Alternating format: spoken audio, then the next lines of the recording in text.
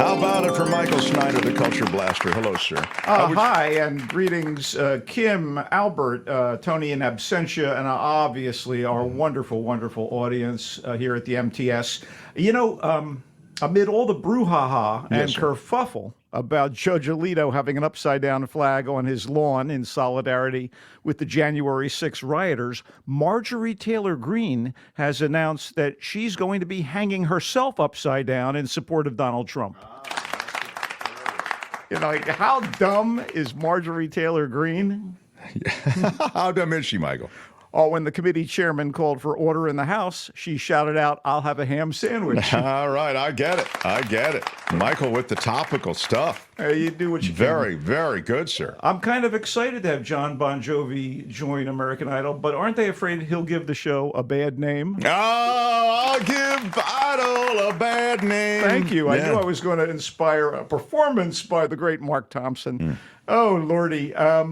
Let's talk some movies. What do you say? I love it. Who do you have? What do you Okay, have? well, This movie, If, is much anticipated. I don't know what kind of guy John Krasinski is in real life, although, you hear things. I mean, I'm not going to tell tales out of But school. does he not have a good reputation? Or what? You hear things. Is he Jerky McJerko, or is he no? I don't know. A friend of mine did work on Jack Ryan, his terrific Amazon espionage series. Sure, exactly. What a jerk. Is he a jerk or not? No, is he? I'm not at liberty to suggest one way or another. Well, He by might be a not great guy. suggesting, you're saying, just say he's not if he's not. No, I don't know firsthand. What a kind of jerk. guy Oh, is. stop it, Kim. He's not that But bad. let's just say he was immensely likable.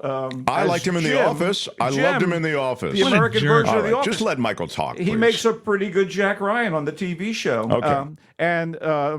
A Quiet Place and its sequel were damn fine sci-fi movies that he wrote, directed, and co-starred in with his lovely wife, Emily Blunt. We've all been quite aware of their marriage for quite a long time. So he's earned a bit of goodwill that he needs for his latest effort as a filmmaker. no. It's the family-skewed fantasy If, which is all about a tween-age girl named B who tries to help a sad man reunite adults with their discarded imaginary friends from childhood. I love the concept. It sounds really engaging. And the girl, played by appealing young actress Kaylee Fleming, is staying with her grandmother, played by the great British actress Fiona Lewis, in a small, thankless role. And they're in New York City while B's father, a single dad, played by Krasinski in what amounts to a lesser role because he is the screenwriter and the director here. He's in an area hospital for an unspecified but potentially risky operation that may or may not be on his heart. Oh, it's never made clear, but of course it has to be his heart because this is about pulling at the heartstrings. Anyway, with time on her hands between hospital visits, the girl spots a strange-looking creature in Grandma's neighborhood. Is a big, furry, bluish purple thing that speaks with the voice of Steve Carell. And anyway, she follows him to a nearby apartment where that sad man, Cal, played by Ryan Reynolds in a surprisingly low-key manner, lives with the giant beast and other strange and silly ifs, or IFs, if you will, imaginary friends, IF, that long to be reconnected with the kids who grew up and stopped believing in them. Again, this sounds like a recipe for a perfect family film. Krasinski has assembled a who's who of big-name stars to voice the parade of imaginary friends, including Carell, the aforementioned Blunt, bring the wife in, Phoebe Waller-Bridge, Lou Gossett Jr., Matt Damon, George Clooney, Jon Stewart, Sam Rockwell, Bradley Cooper, Bill Hader, Richard Jenkins, Maya Rudolph, Awkwafina, Matthew Rhys, Christopher Maloney, Keegan-Michael Key, Blake Lively. Even Brad Pitt shows up as Keith. I don't even know if Keith is an imaginary friend or some guy in the corner somewhere. There was so much coming at me in that regard. And you know what? So much star power, and so many of them get little more than a line or two. There are a couple sequences that are technical marvels. I mean, you will believe that a large thingamajig can hold a girl's hand and walk into a corporate office and be reflected in the glass door as he does. I mean, what they can do with computers, wow. Anyway, there's a song and dance sequence with Fleming, Reynolds, a bunch of ifs, and a very famous and dearly departed pop music superstar that is a moment of joy. And the ending is a knee-jerk tearjerker, but Krasinski's world building, the where, why, and how of the imaginary friends and their mission is convoluted, haphazard, and a little confusing. And a few somber elements of the story. Remember that the hospitalized dad is single, so where's mom? Anyway, and a shortage of laughs work against it as something for kids and grown-ups alike. I didn't hate it. Maybe that goodwill towards Krasinski was a factor, or the idea of something wholesome for the entire fam. One of those things soften the blow here. Fleming is a find, by the way, and the tech is amazing. Still, the compulsory saccharine moments that were sprinkled throughout made my teeth hurt a little bit. If is in theaters. Compulsory is a dang word. Really? Well, it's compulsory that I continue the reviews. Very good. Let's move on to something that I loved. Okay. And I'm going to say the word love at least one more time during this segment. I can feel it. Babes is what happens when three women known for savvy, no-holds-barred comedy pool their talents. Ilana Glazer is the co-creator and co-star of the Broad City sketch comedy TV series. Michelle Buteau is the bold and brassy stand-up comedian who's a Netflix favorite.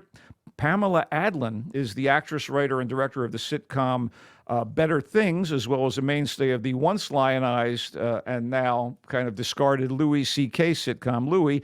And she's even the voice of Bobby Hill on the animated series King of the Hill. She's done boatloads of voice work, including The Simpsons. Their collaboration, these three women, Babes, is funny as hell, unabashedly profane, and genuinely sweet. Its terse title, I love it, one little word, Babes, does triple duty as the movie revolves around the friendship of two randy and rambunctious female friends, the effect of pregnancy on their bond, and the fact that women in particular need to be prepared for the massive changes that are intrinsic to bringing new life into the world. Buteau is Dawn, married with one child and another on the way. Glazer is Eden, who is a single, party-hardy gal. They've been friends forever, but Dawn's marriage and growing family have eaten into her socializing with Eden until Eden has a one-night stand that gets her prego, and she decides to keep the baby, thereby giving her that in common with Dawn. So Glazer is a treasure, whether in hyper fun time mode, flirting with a cute and charming guy on the subway, bantering with Buteau, or freaking out about what impending motherhood is going to do to her body, her mind, and her emotions. Buteau is a perfect foil for Glazer and damned hilarious on her own, whether she's dealing with a waiter in kind of imperious fashion, trying to manage her kids and present a united front with her husband Marty, or tending to this friendship with Eden. The supporting cast, especially Hassan Minhaj as Dawn's uber-patient husband, is terrific. Although she's directed TV before, Babes is Adlon's first stab at directing a feature film, and she slays with this stab. It helps that the script, written by Glazer and Josh Rabinowitz, crackles, but it's Glazer and Buteau who really make Babes shine with their comedic skills and their rapport. You root for them, you're happy for them when things go well, and the movie's visceral and vulgar moments are generally hilarious, and I genuinely laughed out loud a number of times. Wow. I loved Babes, which is in theaters. Wow. Imperious and visceral. I'll ding that too. Okay. Yeah, good job. So you got one you really liked. Oh, yeah. It's not, it gets a little dirty here and there. So if you're, the church lady, this is not for you. No, I see. Okay. Okay. The first thing I thought when I heard about an Amy Winehouse biopic was, too soon? And then I thought it's been over a decade since her death in 2011 at the age of 27. And Amy, director Asif Kapadia's detailed and potent documentary about her, was released back in 2015. So, I guess she's fair game.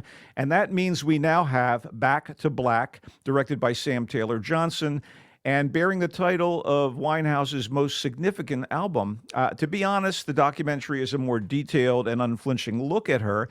But to be fair, Back to Black, which is a dramatization of the British soul singer's brief, incandescent, and ultimately tragic life, does feature a star-making performance from Marissa Abella, who plays Amy with passion and warmth, looks like her at the various stages of her career, and shockingly sings like her, which is a significant achievement since Abela is not currently and has never been a professional singer. Wow, that's an extraordinary. Incandescent is a ding word. Anyway, that's extraordinary. It is. And this is otherwise a standard issue tragic pop star film biography with all that entails, despite the conventionality of it all and the kinder, gentler approach to some of Winehouse's darker aspects.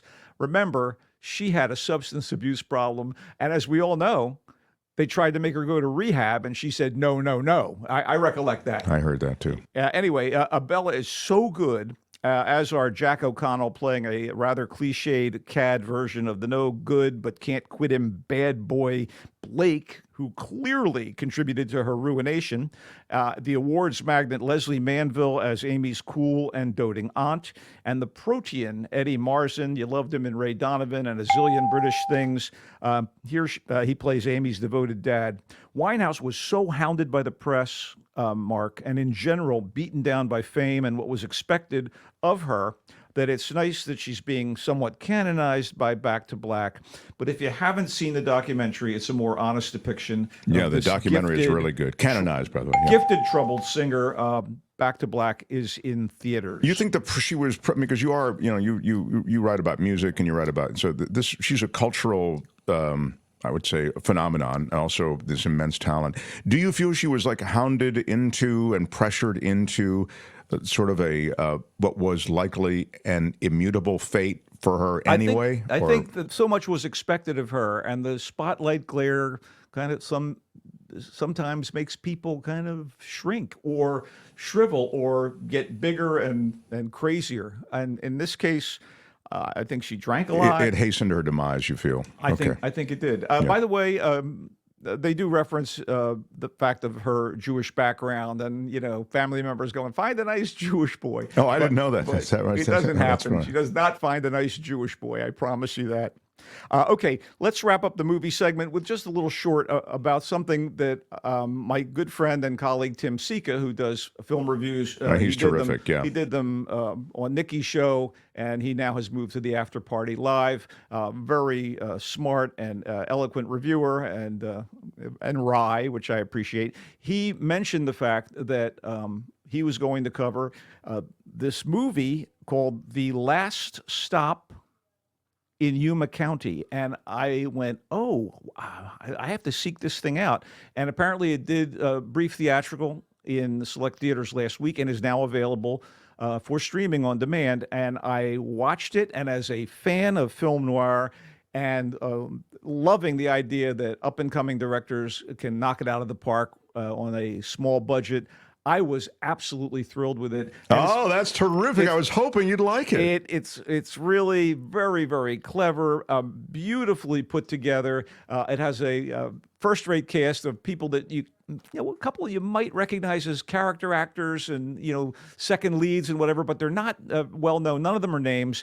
And the basic premise is it's Arizona in 1973, and a knife salesman who's not very good at the job is running out of gas. So he pulls into a gas stop, the last stop in Yuma County, for 100 miles. And there's a little restaurant there and, obviously a garage for repairs. And the gas truck has not come to replenish the supply. So he's kind of stuck there.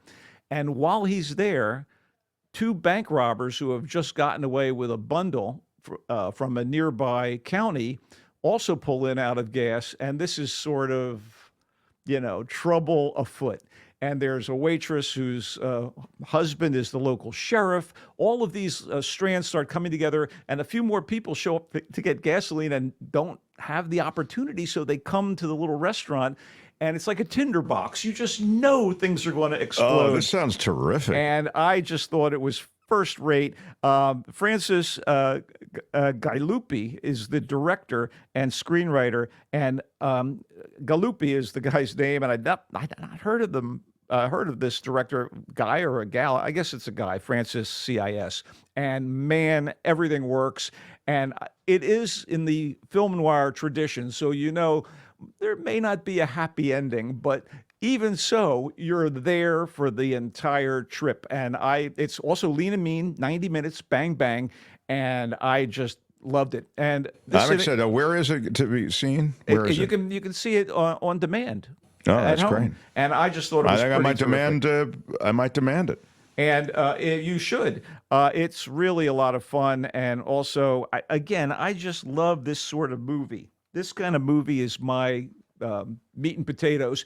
To that end, my current column in The Voice of San Francisco is called New Colors of Film Noir. And it's all about two film noir projects that I've spoken about here on the air, one of which is Mars Express, the great French animated futuristic neo-noir, and the other is Sugar, the miniseries on Apple starring Colin Farrell as a hard-boiled but kind-hearted detective in Los Angeles. And so check it out at thevoicesf.org.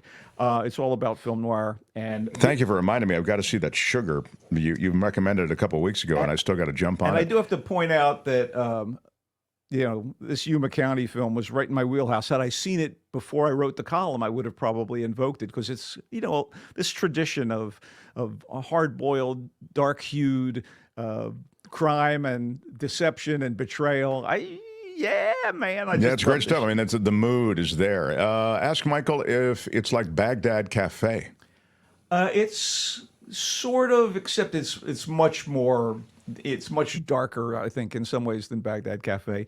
If you like Baghdad Cafe, I think this is something you may want to look into. I'm so sorry that I've got to wrap because I've got the jaw doctor I've got to go see, and I can barely open my mouth. Can you give me just maybe a minute? I know you want to touch on TV also. But I'll give you a little bit. The Veil on FX Hulu is also right in my wheelhouse. It's an international spy thriller series that is laden with moral ambiguity as it explores the very surprising and fraught relationship between two women who play this little deadly game of truth and lies on the road from Istanbul to Paris and London. One woman has a secret, and the other is on a mission to reveal it before thousands of lives are lost. Okay, that's the premise. Wow, and where is that can be seen? It's on FX Hulu. In the shadows, mission controllers at the U.S. CIA and the French DGSE, they got to put their differences aside, as hard as it's going to be, and work together to avert potential disaster. Elizabeth Moss of The Handmaid's Tale and many other things is Imogene Salter, a veteran MI6 agent with a specialty in undercover work. Yumna Marwan is Adila, and Josh Charles, who you may remember from Sports Night, is Max, a ruthless, controlling CIA officer assigned to work as Salter's American liaison. And Adila is maybe a queen pin in ISIS. We don't know. Wow. It's called The Veil, created by Stephen Knight, the guy who did Peaky Blinders. So I thought, we're in good hands here, buddy. Sure, great pedigree. So there you go. There's a little something for you. So The Veil is the Istanbul to Paris ride. One woman has a secret. The other is trying to expose it. It's on FX and Hulu. Elizabeth Moss and the MI6 agent, as she is, with a special set of skills a la Liam Neeson. She does. She's like the female Liam Neeson, only kind of more womanly. The Last Stop in Yuma County is the crime thriller. Bank robbers and the slow pot boiler that begins at a gas station that's out of gas, and we know nothing good's going to happen. No cell phones, baby. It's 1973. Great ride, written and directed by Francis Galuppi and Jim Cummings, Jocelyn Donahue, Richard Brake. Yeah, these guys are not household names. Faison Love. Oh, Faison Love, people know. Faison Love. And that's his feature directorial debut. It's a video on demand. Back to Black is the Amy Winehouse biographical drama film. I saw the documentary, but Michael says this is of course, based on Amy Winehouse's singer-songwriter existence. She is played, Amy Winehouse is, Michael says, by this Marissa Abela. Yeah. And she's brilliant, both in looking like and sounding like Amy Winehouse. That is no small task. The emotion, everything about it is on point. And that's what carries the film beyond its more pedestrian structure and delivery. And you can find that in theaters and... That's it, yeah. In theaters. Yeah. Babes is the movie that he really loved this week. Anna Glazer, Michelle Buteau. Alana Glazer. She is a she is just a marvel. I loved her. Pamela Adlon, who I love, and she's just so creative. It's amazing. I don't know how she does it. Anyway, they all collaborate. It's funny as hell, he said, profane a bit, and sweet also. And it's all wrapped up in a really terrific movie. That's clearly his pick of the week. Babes is in theaters. And If, the much anticipated film from Krasinski. What's his first name? John. And It's kind of an ordinary name, Mark. it stars Krasinski. Yeah, and a small role. Mostly a bunch of other, though, big stars. Mostly it's Ryan Reynolds and this young actress, Kaylee Fleming. The tech is terrific. The movie's not great. It's like a meh, I think, really is what I got from you. It has moments. That big musical number, I was like filled with its joy, and then I was like, "All right, explain this to me, please." You were waiting for it to be over, but not horribly waiting for it. No. Just sort of. No. You can find Michael's latest column. It's about film noir, from what I understand, and that could be really fun to read. So that's on the Voice of San Francisco. You can find the Voice of San Francisco if you Google the Voice of San Francisco. Google it. Or you can just find it at TheVoiceSF.org. TheVoiceSF.org. Find Michael Snyder's musings. He's a very good writer, and he has some very good reflections on things. So TheVoiceSF.org. Google it. And it's the Voice of San Francisco. Michael, we love your visits on Fridays. He comes and goes on a rainbow. Bye-bye, Michael. Bye, guys. Go Giants. Woo! Hi, it's Mark, and I thought that was great. Hit the notification bell, you'll know whenever there's a new video being dropped, and please subscribe to our channel to help us save the universe.